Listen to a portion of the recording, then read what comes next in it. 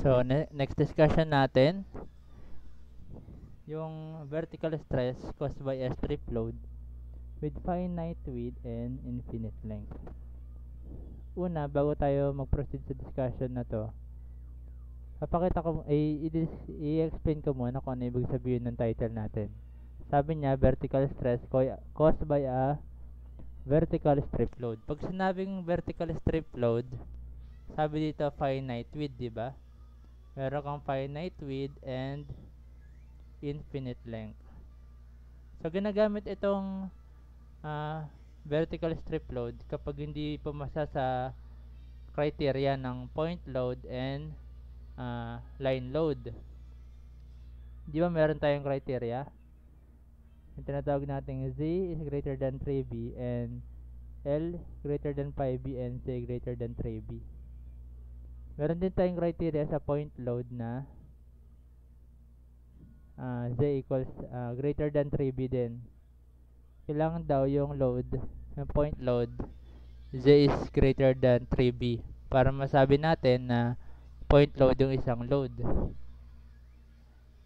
Ayan, no? Pero, kung hindi pumasa sa criteria na yon, kunwari naging mas mababa dun sa depth na required para maging line load yung isang load or point load. So, papasok na tayo sa tinatawag nating strip load. So, ano ba ibig sabihin ng strip load? Ayan. So, 3-dimensional load siya. Na-drawing ko lang For example, meron kang rectangular load. Kapalan ko. Wait lang. So, kakapalan natin. Meron kang rectangular load na sobrang haba. Ayan. Rectangular load siya. Ginawa ko na lang freehand, no? Ayan.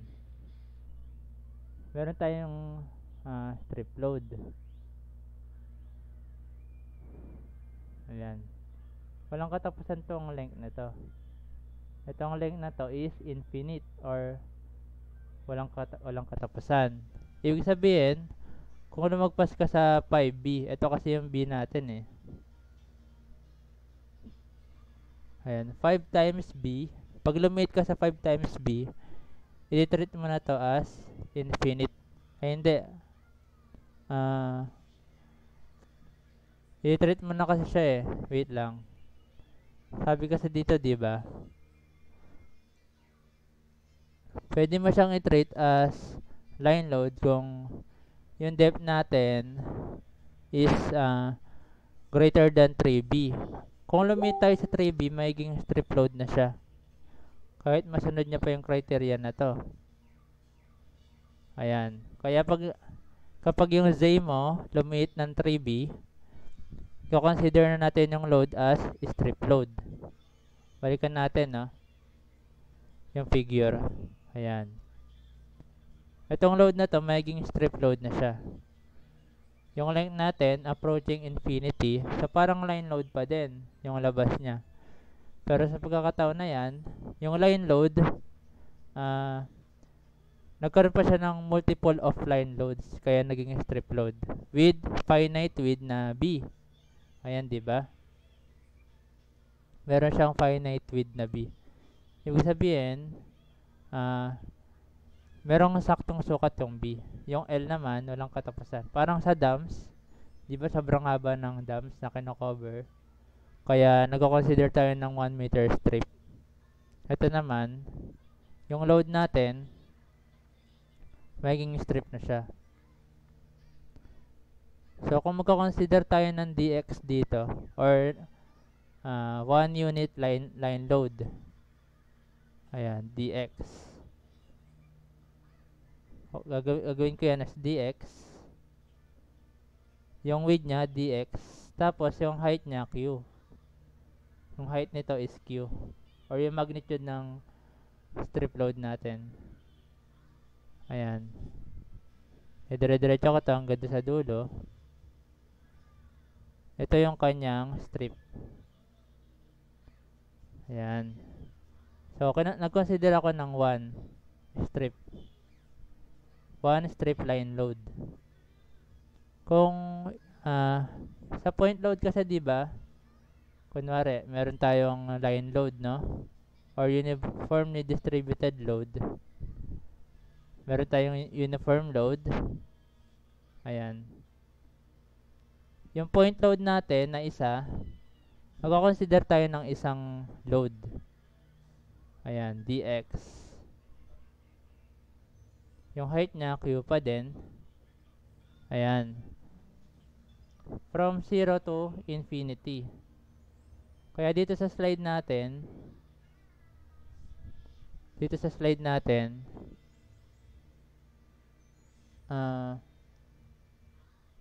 hindi pala nakabigay, no? Ayan. So, itong equation natin na to, ito yung equation ng ano natin, di ba? Ng line load.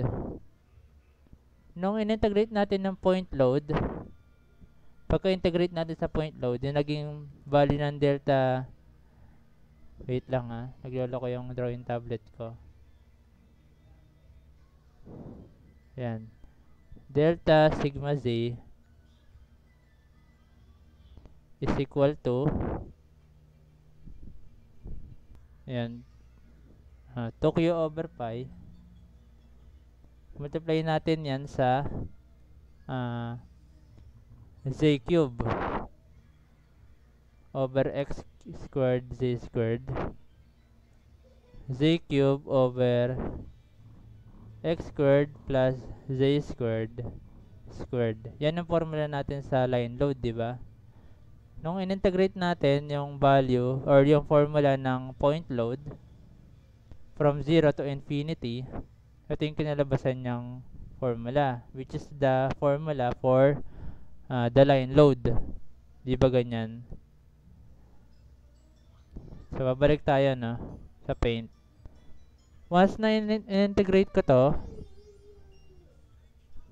i-scan niya from, for example, ito yung x-axis natin.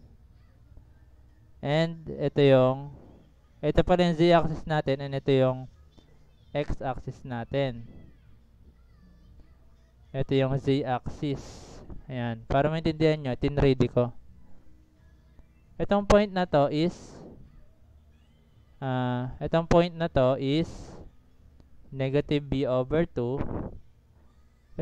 Itong point naman na to is positive b over 2. Kasi kalahati niya yan So, nag-move tayo ng kalahati ng b. Dito naman, nag-move ulit ng kalahati ng b. Kasi pinlace natin yung origin natin sa midpoint ng strip natin. Ayan. So, sa base ng footing tayo nagko-consider lagi, di ba? Ayan. From the base of the footing, dinedetermine natin yung vertical stress.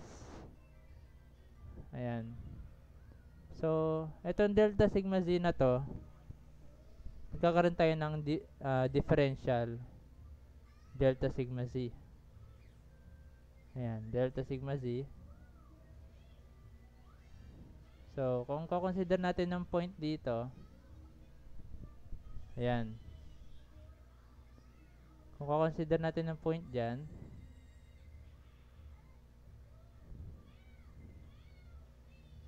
ayan.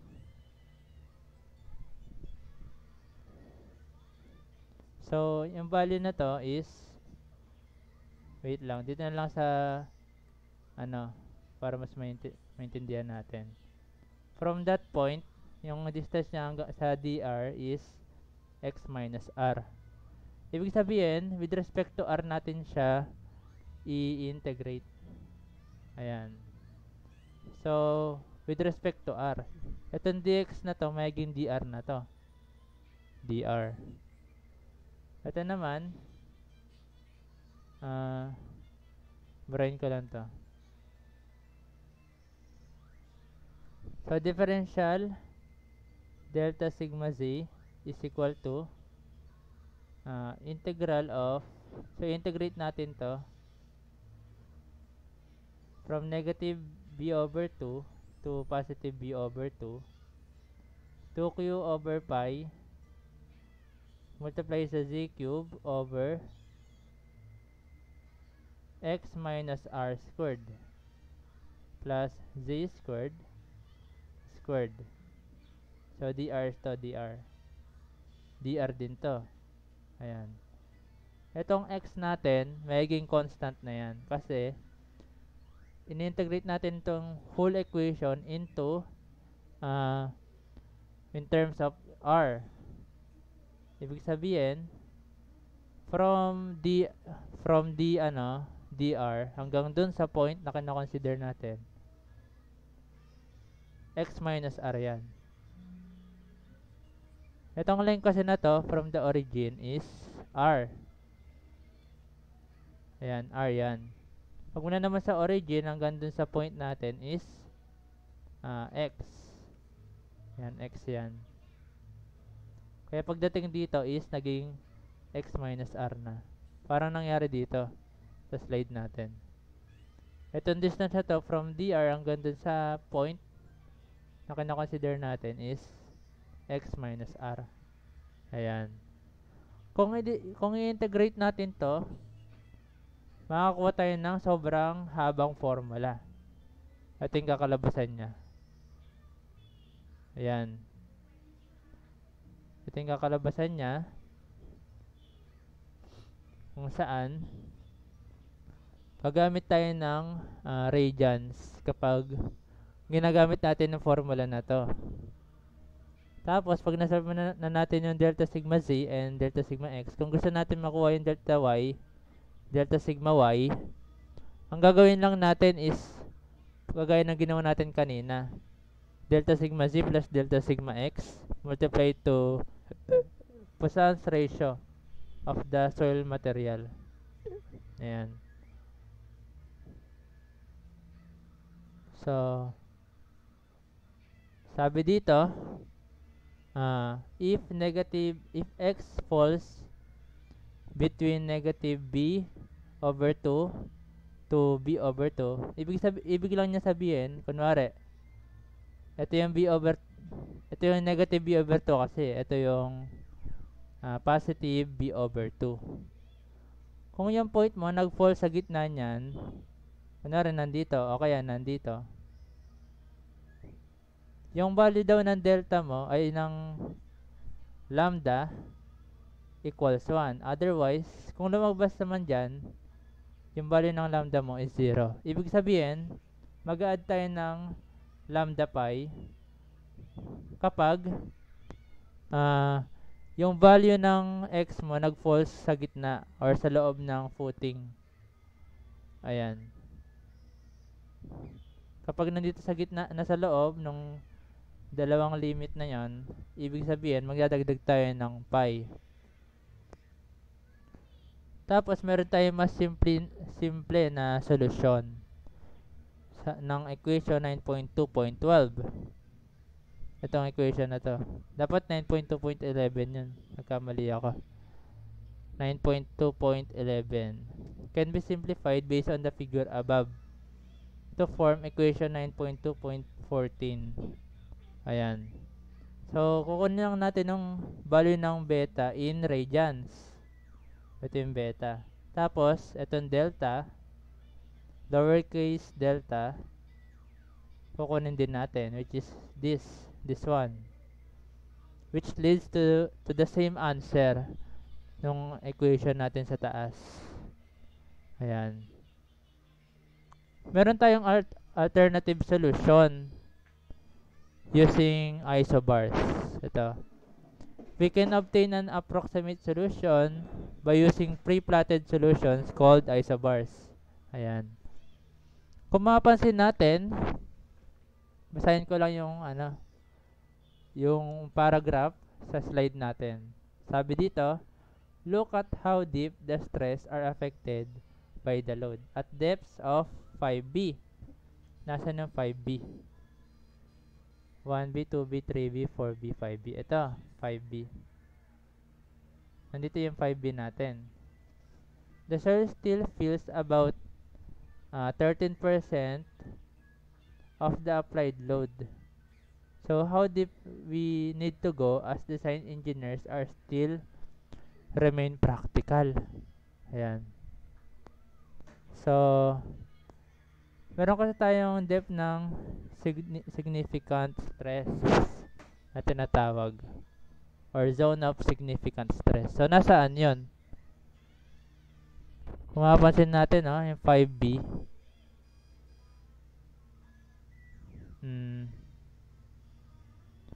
nakakaranas daw siya ng, ng 13% ng in-apply mo na load sa taas sa depth na 5B. Ibig sabihin dito.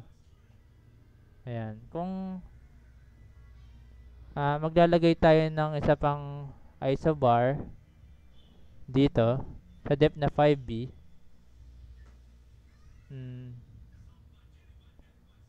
siguro around here. Maglalagay ako ng isobar sa depth na 5B.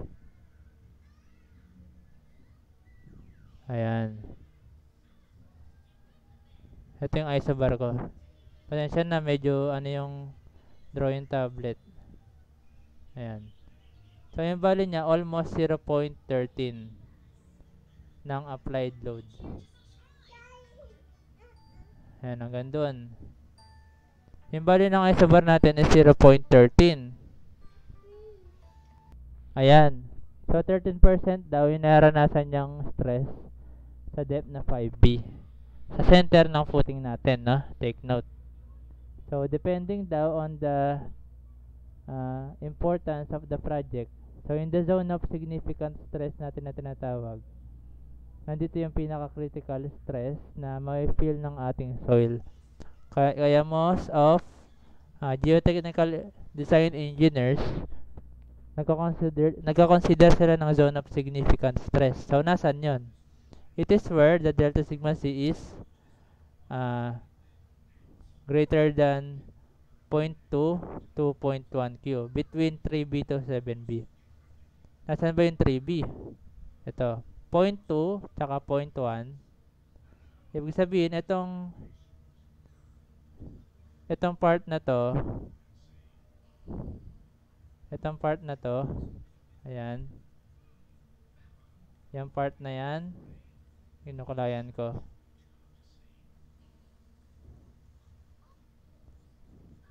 So, itong part na to, lahat ng mag-forward dyan na point, nandyan yung depth nandyan yung zone of significant stress. It is between 0.1 of Q and 0.2 of Q. So, nandyan yung pinaka-critical point ng ating soil. Diyan nag-o-occur yung critical stresses na may feel ng soil natin. Kaya yung mga geotechnical engineers, nag-design sila between 0.1 Q hanggang 0.2 Q. So, yun yung value kung saan may design mo yung footing mo ng economical. So, the zone of significant stress is commonly referred to as the stress bulb. So, itong part na to is the stress bulb. Ayan, stress bulb. 0.1 Q to baka akala nyo 0.19. So next, problem tayo, no? Gagamit tayo dito ng maraming method. So depende sa conveniency kung paano natin isa-solve yung value ng mga natin. Meron pa kasi tayong isa pang method, which is the table method or tabular method. Sa lahat ng method na yun, ituturo ko sa discussion natin ngayon para mas maintindihan nyo kung paano mag-solve ng strip footing loads. Ayan. So, kakopy ko na lang to. Ilipat ko sa Paint, no? Para di tayo mahirapan. Brain ko lahat tong ginawa ko kanina. Ayan. So, kunin natin yung problem na i-solve natin. So, number 5 na problem na tayo, no? Bago natin i-solve to, meron pala akong concern sa sinolve natin kanina. Medyo namali lang tayo ng formula na nagamit. Number 3, no? Ayan. So, number 3, yung formula dapat, meron pa siyang, 3 over 2 pi. Ibig sabihin, multiply ko pa ito ng 3 over 2 pi.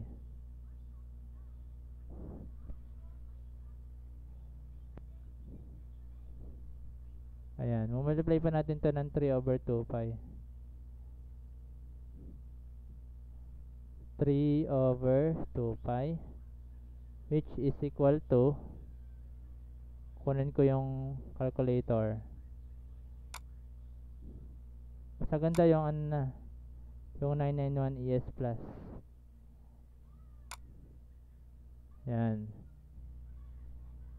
Kasi gagamitin natin tong calculator na ganito in solving integration. Pero sa mga walang gantong calcu, pwede kayong pwede kayong gumamit ng ibang method. So, multiply ko na 0.49 times 3 over 2 pi. So, ganda yata kung ganito. 2 pi. Para sakto yung sagot. 0.234. Ayan. Dito naman sa isa, multiply ko ulit ng 3 over 2 pi. 0.356, no? 0.16 or 17 na lang. 0.17. Ito din, multiply ko siya ng 3 over 2 pi. It is equal to 1.463 times 3 over 2 pi. Yung sagot is 0.699 or 6985. Ayan, 0.6985 kPa. kPa to yung una, tapos yung isa din is kPa. So, pag-plus-plusin ko na lang itong mga to para makuha ko yung total delta sigma T. Delta sigma Z total. Burahin natin ang sinolve natin kanina, no? So, 0.234 plus 0.17 plus 0.6985. No? It is equal to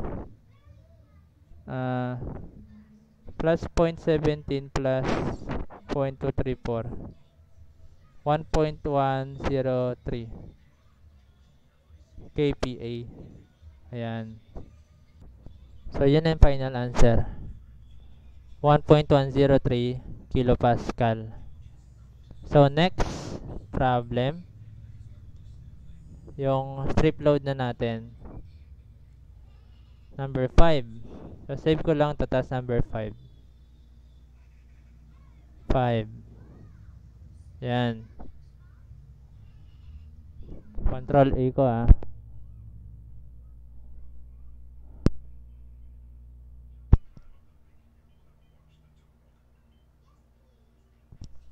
So, second to the last problem. Ito. Number 5, no?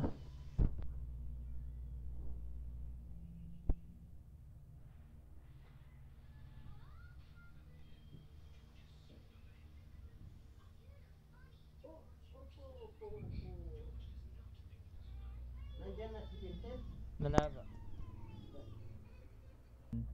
Ayan. So, dito, B is 4 meters.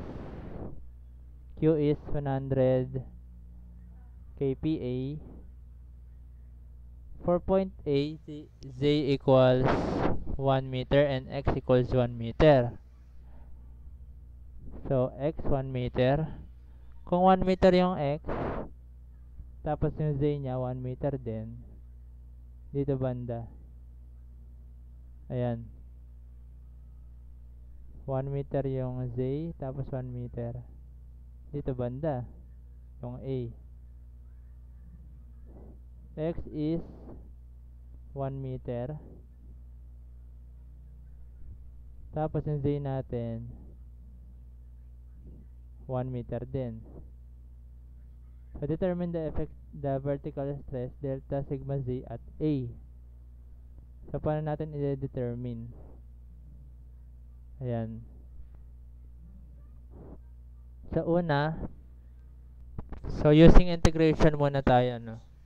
Tatry ko kung kaya kong sagutan yung value ng effective stress. Tapos ipag-compare natin yung tatlong magkakaibang solution natin. Kung same lang ba yung makakuha nating sagot. Try natin, no? So, integrate ko to from negative b over 2 hanggang positive b over 2. Yan ang value ng delta sigma Z ko. At point A. Ayan. So, tignan natin, no? Yung value. It is equal to, kung ito yung value ng ano natin, ng origin or 0, 0. Yung point na to is, kung 4 to, kalahati. Kalahati ng 4, diba 2? So, kakalahatiin ko lang yung 4. Ayan. Negative 2, 0. Itong point naman na to is 2, 0. Ibig sabihin, from negative 2 hanggang 2. Tapos, 2, yung value ng Q, 100 kPa, diba? 2 times 100, yung Z ko is 1 over pi. Pero syempre, kung meron kang given pi dito, kailangan naka-radians ka. Kailangan x minus r to. Yung value ng x ko is 1. 1 minus r. Naka-dr kasi ito eh. 1 minus r squared plus z squared. Yung z natin, 1 pa din. Squared dr. Squared pa to, tapos dr. Try natin using calculator. Ayan. Using integration method, 2 times 100 times 1 over pi. Naka-radians na, no? Yung calculate natin. 1 minus x squared plus 1. Kasi 1 squared, diba 1? Kasi squared ko yan. From negative 2 hanggang positive 2.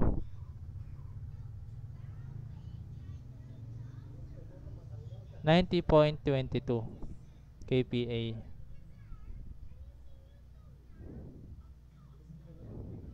So, Z cube pala yun. Cube. Pero 1 raised to cube pa rin. 1 lang din naman yan, di ba? Kahit gawin kong cube to, 1 lang din. Yan, cube. 90.22 pa din yan. Ayan. So, basic lang yung integration kung alam mo siyang i-apply. Pero kung mahirapan ka, aralin mo lang mabuti yung figure tsaka yung orientation ng mga load and points sa ating Cartesian coordinate system. So, solution number 2. So, solution number 1, ayan. Bibigyan ko kayo ng isa pang solution using formula. Kung hindi nyo talaga kaya yung integration, solution number 2 tayo. Using yung isang formula na mahaba. Ito. Yung formula na gagamitin natin, ito. delta sigma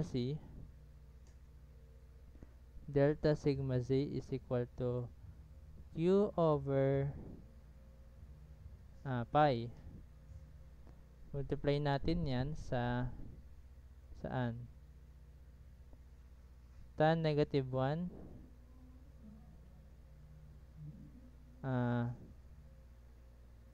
z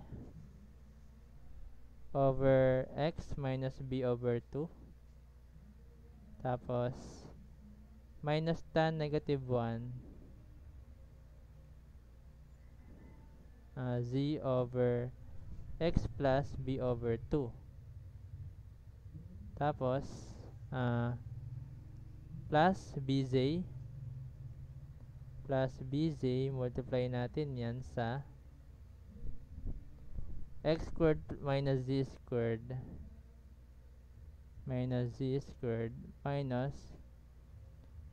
b over 2 squared all over x squared plus z squared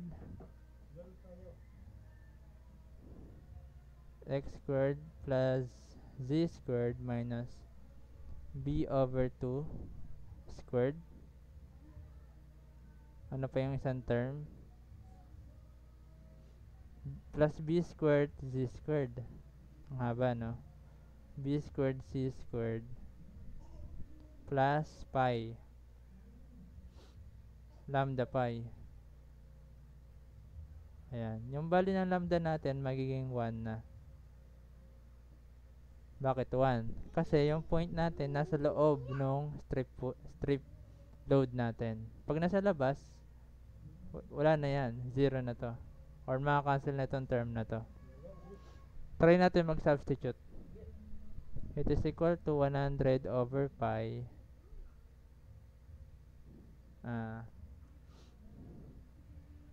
tan negative 1. Yung z ko 1 over x. Yung x ko 1 din. Minus yung b over 2 ko 2. Kalahati ng 4, diba 2? So 1 over 2 yan. Ayan, 1 over 2 minus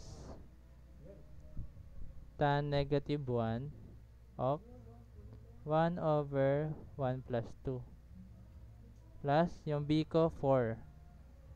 Ito yan, yung b ko is 4 meters. Baka malito kayo 4 times 1 times 1 squared minus 1 squared minus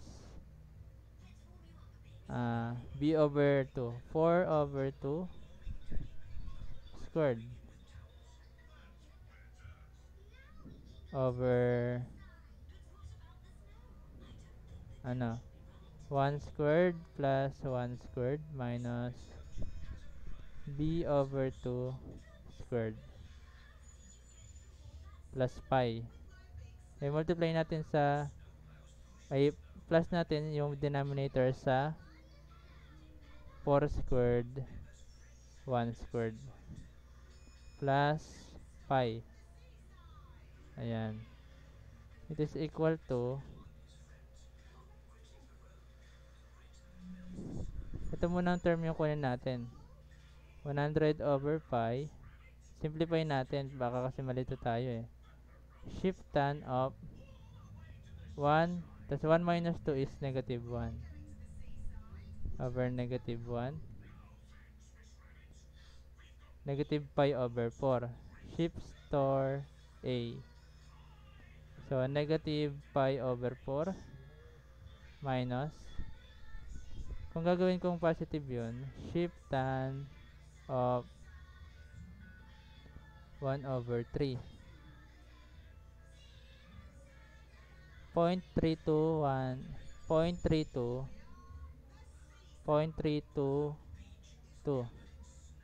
0.322 store ko sa B. Ayan. Next term, yung last term natin, 4 times 1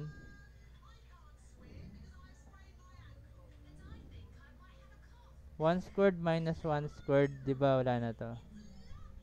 0. Minus, multiply to negative, 2 squared is 4.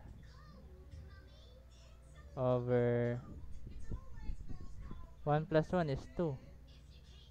2 minus, yung b over 2 or 4 over 2 squared. So, 2 squared 4 plus 4 squared 1 squared. Check natin medyo tricky kasi yung formula. 4 times 1 times 1 squared minus 1 squared 0 na. Negative 4 over 2 4 squared 4 over 2 2 squared 4. 1 squared plus 1 squared is 2 minus 4 plus 4 squared. Kulang tayo ng squared. Ayan, 1 squared. Negative 8 over 7 plus pi. So, mali tayo ng formula. Nagkamali tayo ng formula. Dapat pala yung squared hindi dito sa loob. Kailangan dapat nasa labas. Squared. Ayan. Pero dito sa numerator, nasa loob talaga yung squared. Check natin. Ayan, nasa loob. Pero yung b over 2, naka-squared to. Pero, tama, b over 2 is squared natin. Tapos squared pa natin. Yung b ko, ano ba yung b ko? Diba 4? 4 divided by 2 is 2. 2 squared is 4. So, 2 minus 4 squared plus 4 squared. Yung 4 squared, diba 16? Kaya 16 ang ginawa ko. So, negative 4 over 5. Mali itong term na to. Negative 4 over 5. Plus pi. Ayan. Plus pi tayo. Kasi nasa loob.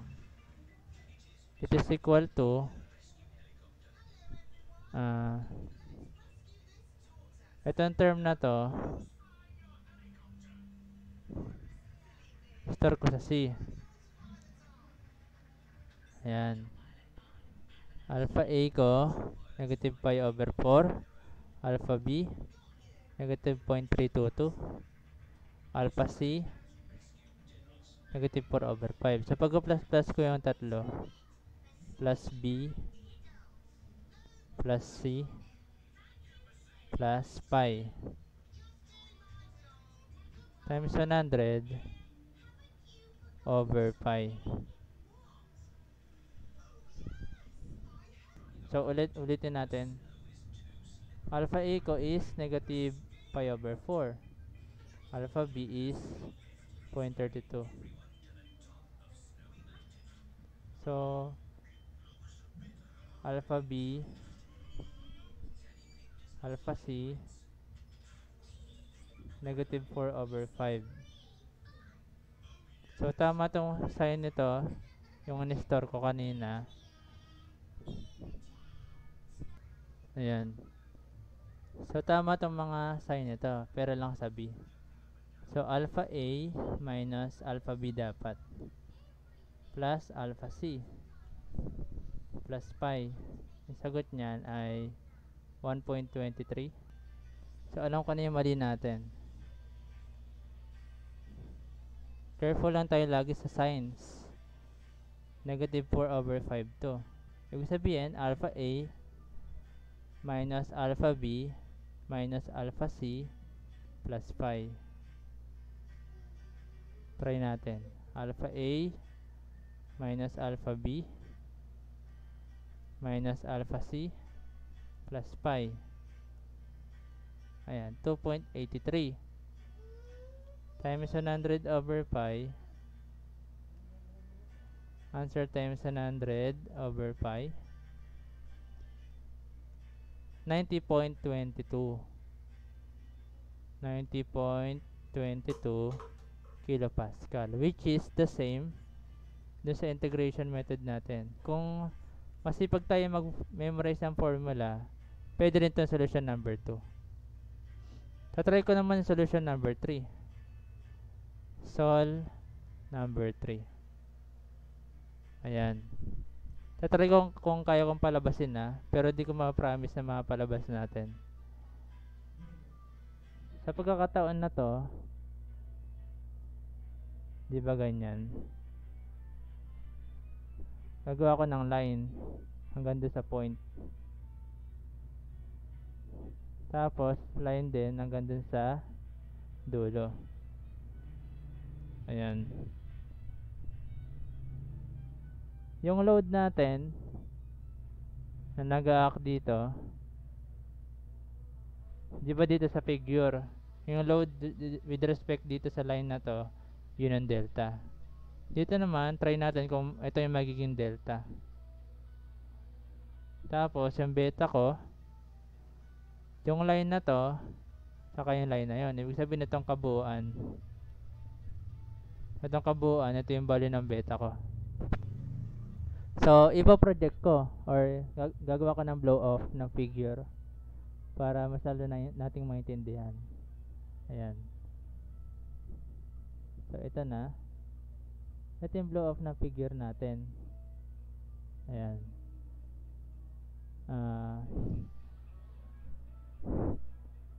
Nandito yung 0, 0 sa gitna. So, gagawa ko ng line para maging z-axis natin. Ayan. Meron akong 1. Pakalatiin ko to. Tapos lagay ko dito. Ayan.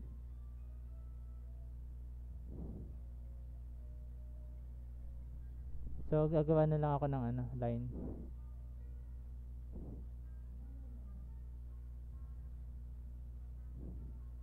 Hanggang doon sa point. Line hanggang doon sa point ulit. Ayan. So, yung natin, yung angle dito,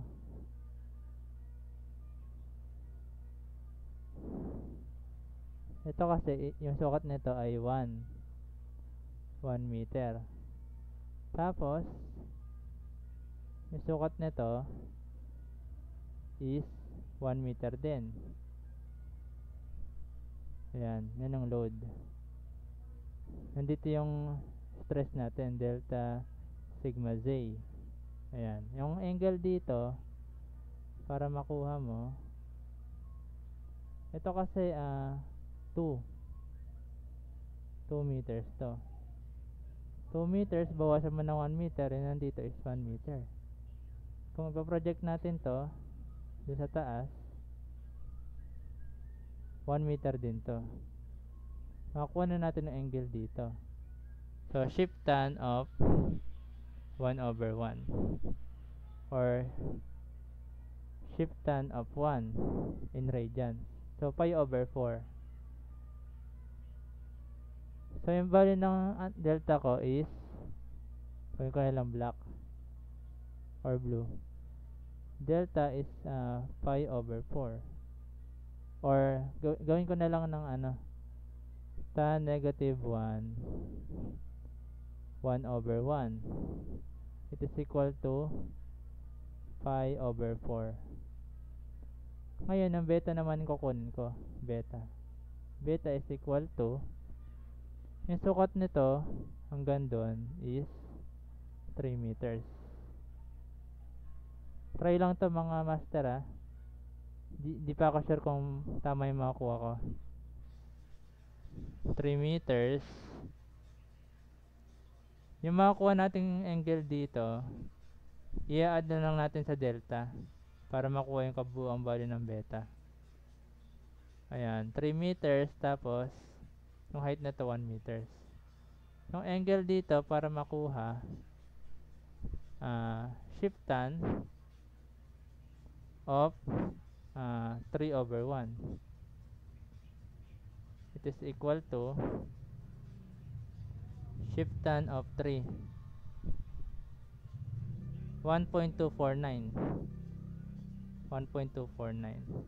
So, yung ano ko, beta is 5/4 plus 1.249 radians. So, yung beta is equal to plus 5/4. So, 2.0344. 2.0344. Para hindi tayo malito, yung value ng beta natin, store natin sa B. Yung value ng delta, store ko sa D. Shift store D. Ayan. Tapos gamit tayo ng formula. Solution number 3, delta sigma C is equal to 100 over pi. Ano yung formula? Beta plus sin beta cos.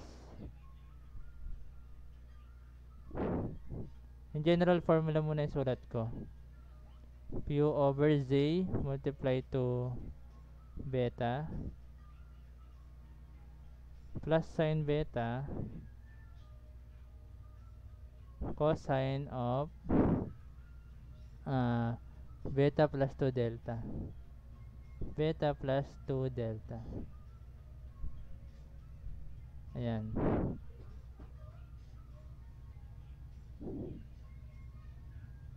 Habaan natin. It is equal to 100 over Z. Yung Z ko 1. Tama ba? 100 over pi. Mali.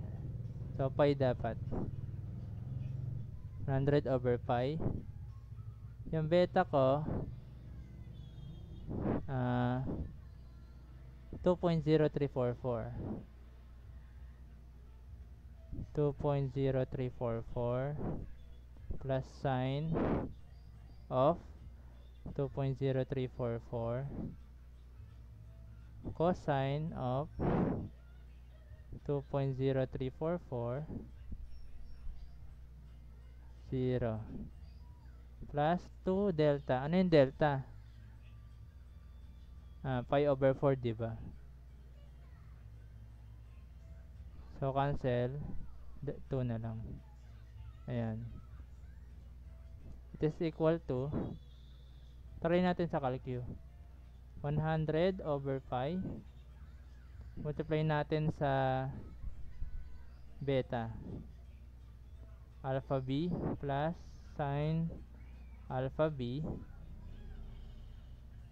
cosine of alpha b plus alpha b plus ay multiply to cosine alpha b plus 2 alpha d. Mali tayo.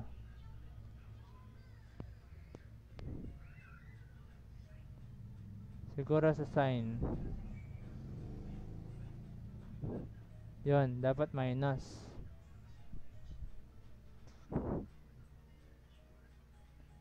So, kailangan minus to.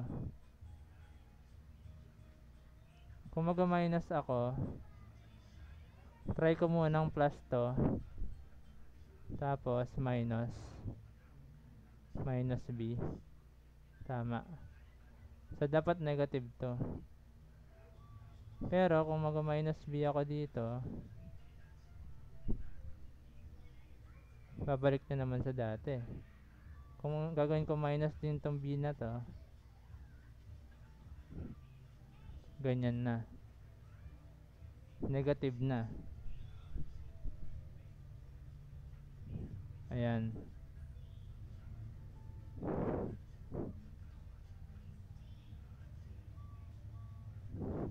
Siguro, yung value ng delta,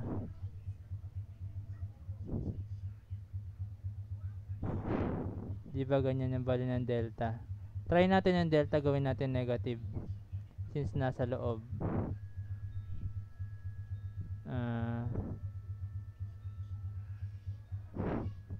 Pag hindi pa rin umubra, alpha D negative. Yun. So, kailangan negative yung value ng D. Kung pumasok siya sa loob ng negative B over 2, tsaka positive B over 2, yun ang value ng delta natin, magbabago. Magiging negative. So, palitan natin to. Magiging negative to.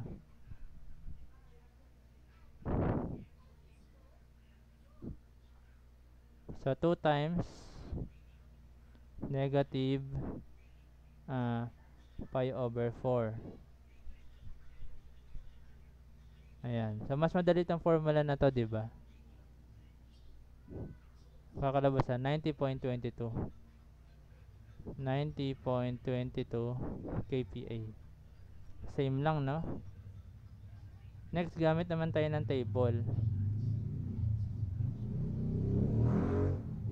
Magamit tayo ng table sa pag-solve ng value ng delta sigma z using Boussinet elastic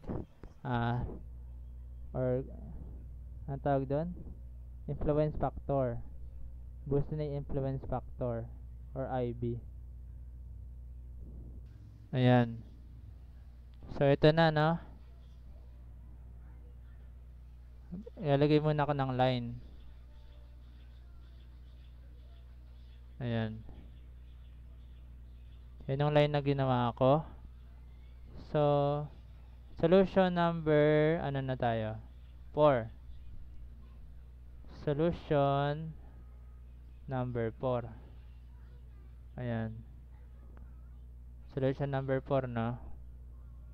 Yung mangyayari dyan. So, ito yung table ni Boussinet.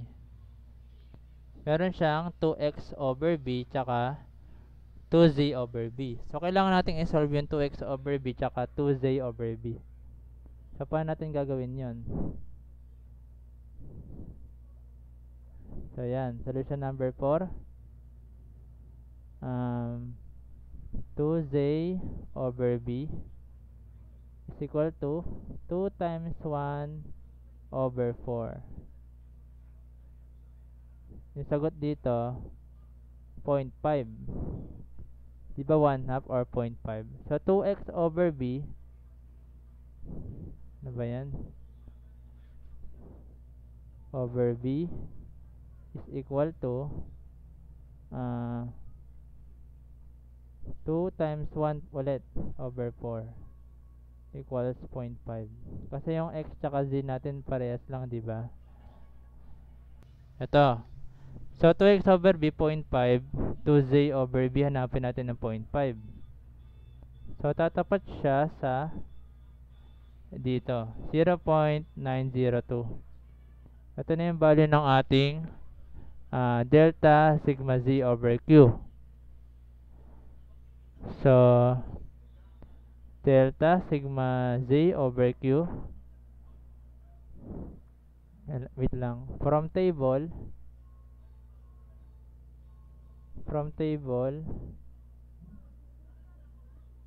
on your module. Meron tayong binigay na table sa module or sa handouts.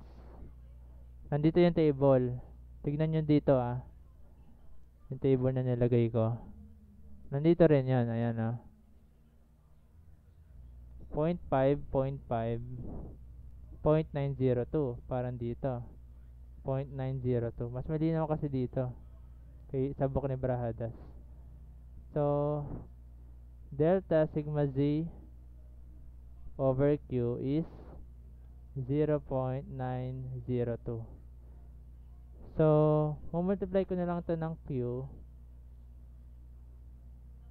para maging delta sigma z equals 0.902 of q. Yung q natin, di ba binigay? 100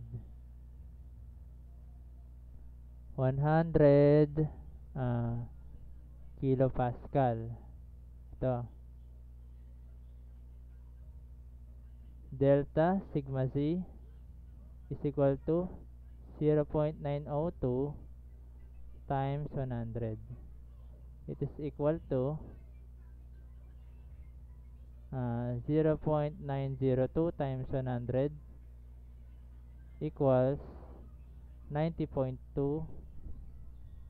kPa. Ito na yung ating final answer. Meron tayong last solution. Yung pinakahuling solution natin.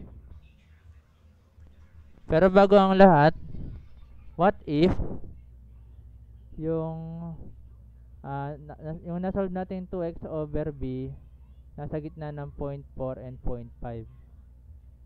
0.4 and 0.5. Kunwari nakuha natin 0.35 o kaya 0.45 sa 2x over b. Pero tama naman na 0.5 into z over b mo.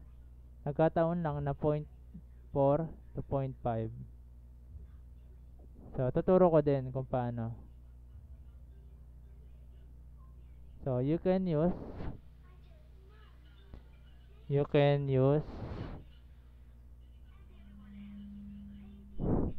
linear interpolation. So, paano yon? Interpolation, no? If not exact value of 2x over z and ano pa?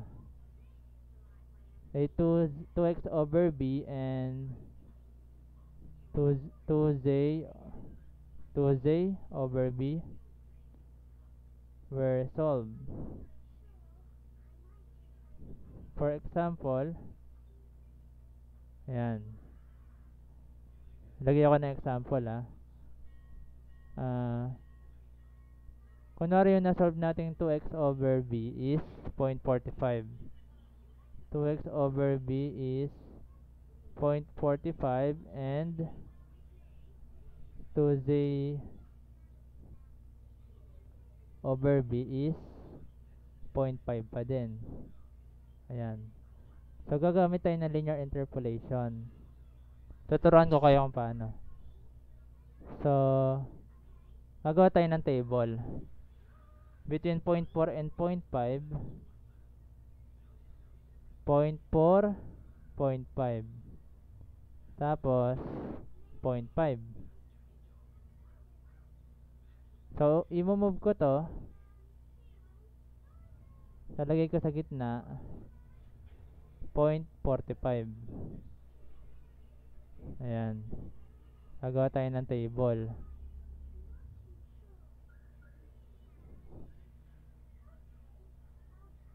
Baka kasi sabihin nyo, yung activity nyo, hindi sakto yung value. 0.4 and 0.5. Asan na? 0.4, 0.5. Yung value kapag 0.4, dito na lang para hindi tayo malito. Yung value kapag 0.4, 0.927. 0.927. Dito naman 0.5. Kapag 0.5 naman yung nakuha natin, 0.902. Kaso nasa gitna. Paano gagawin natin? Pwede ko itong gawing x. Itong mga values na to x. Itong mga values naman na to is y. Itong value na to x. Dito sa loob ng table lang Tapos itong values na to is y. Ayan.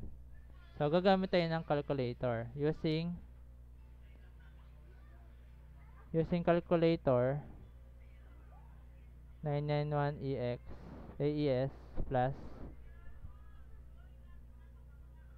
mode 32. Mode 32. Tuturuan ko kayo. Baka sabihin natin paano kung sa pagitan ng 0.4 and 0.5 yung nakuha natin. Mode 32. Ibig sabihin, statistics, kunwari yung calculator nyo Number 2 yung stat. 2 yung pipiliin nyo. Basta stat lagi. Tapos 2. A plus bx, no? Yung x natin, itong 0.4 and 0.5. 0.4 equals 0.5 equals. Tapos yung y natin, itong mga values nila. 0.927 tapos 0.902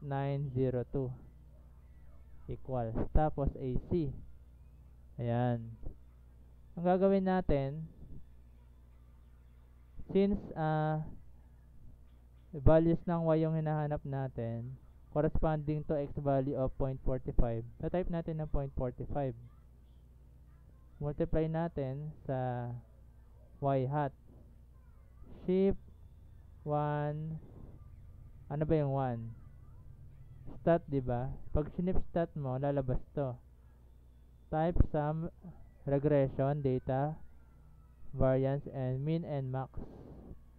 Kukunin natin yung regression, 5. Tapos, yung value ng y, corresponding sa x. So, number 5.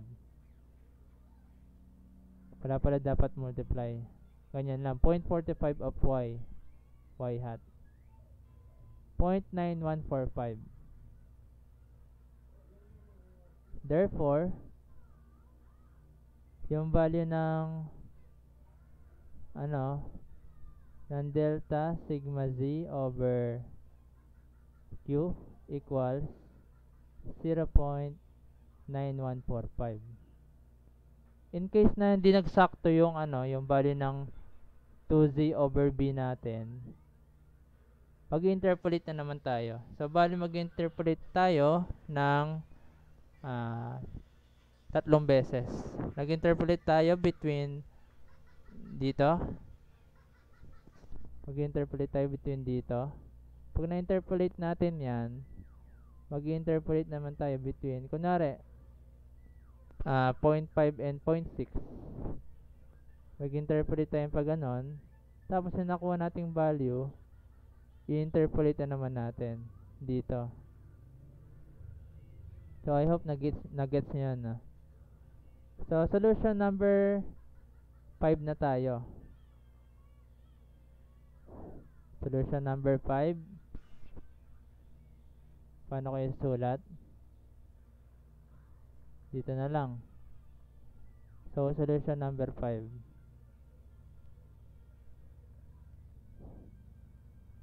So, I think konti lang yung space na kakainin niya. Ganyan na lang. Zoom in. Yan.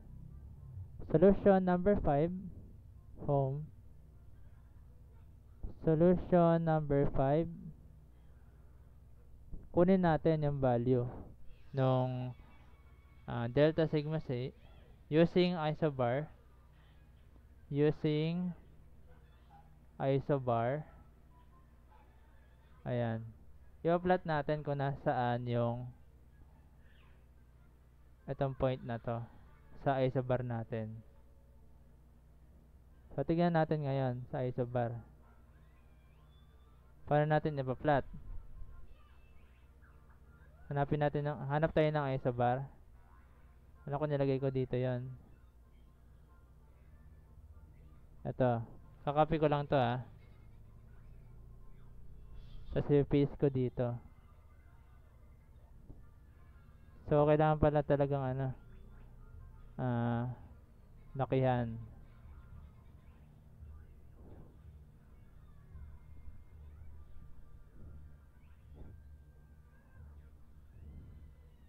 Ayan. Using isobar, i-paste ko. Ayan. So, zoom in. Ito yung b over 2. Zoom in ko pa ulit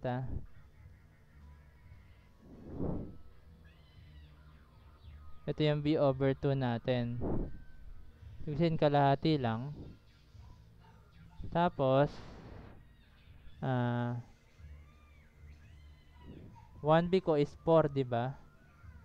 Home. Yung 1b ko, 1b kasi ito 1b 4 meters. Eh yung 1 meter lang hinahanap natin. Kung gagawa ako ng line dito, kung gagawa ako ng line dito, ayan, hinipisan ko lang. So, kalahati is dito, around here, yung kalahati. Yung kalahati ng kalahati dito, bali nandito yung 1. So, corresponding dito sa point na to, yung b over 2. Dito kasi yung b over 2, dito yung 1b. Ibig sabihin, nandito sa line na to yung b over 2. Kapantay niya to.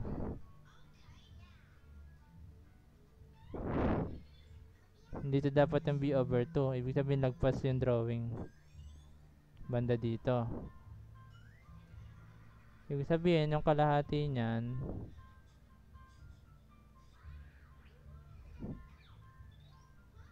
banda dito lang dapat. Ayan. Block natin, ah. So, pagko-connect natin,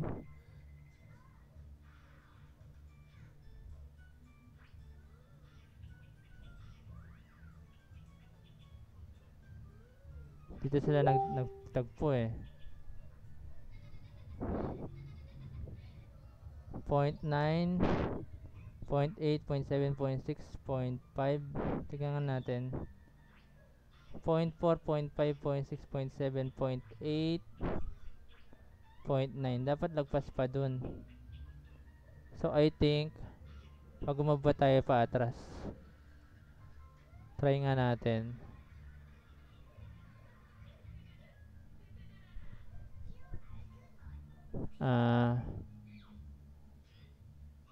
Gagawa ko ng line ng b over 2. Tapos gagawa na naman ako ng line ng b over 2. Ayan. Tapos kalahati niyan. Kalahati around here. Yung kalahati naman, dito kasi yung kalahati. Tapos, kalahati ng kalahati nandito. Siguro nandito. Ayan. Kung i-move natin, pag ganyan,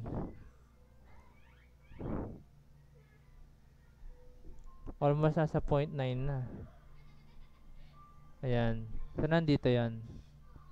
Itong line kasi na to is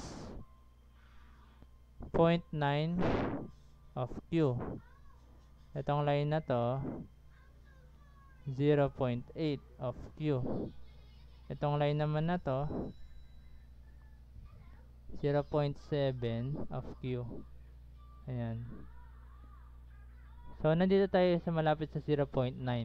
So, hindi na tayo nalalayo sa value ng ano natin. Zoom out ko, ah.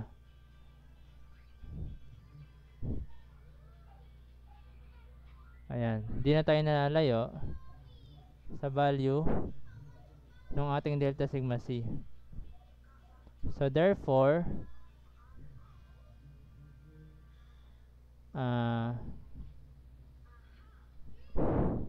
wait lang.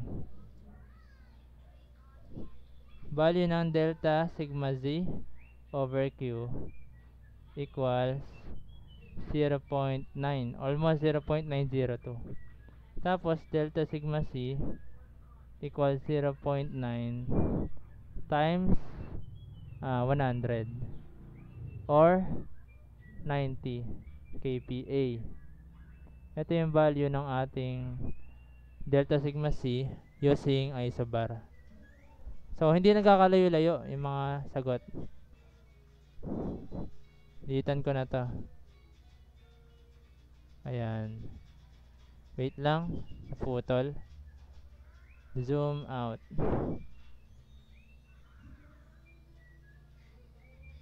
Ayan. So, ito na yung problem natin. Using different solution. nung 4 hour strip loads.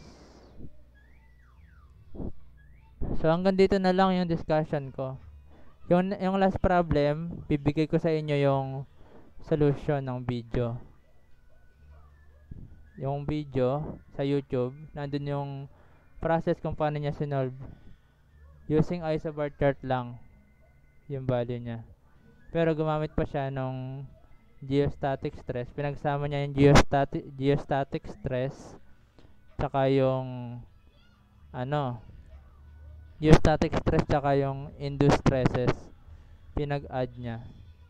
Kasi kung mapapansin natin itong last problem. Tingnan natin yung last problem Ayan. Ganito yung last problem niya. So, effective stress prior to load daw sa solve.